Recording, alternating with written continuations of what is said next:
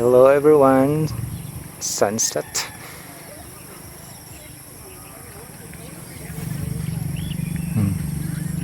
Yun. So ito yung upgrade sa probinsya namin.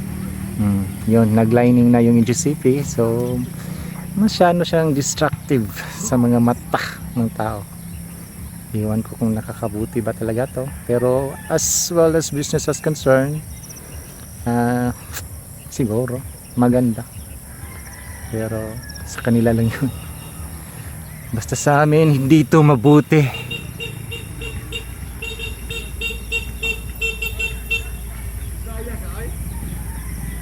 Kahit sinong sasagasaan ito, babayaran talaga nila. Pero yung sa part namin hindi pa.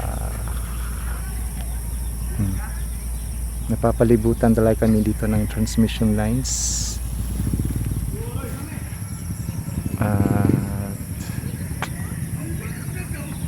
Ito yung pinakamalapit sa amin.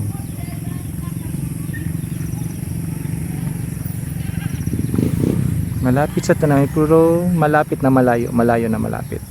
Yan. Yung isa pa.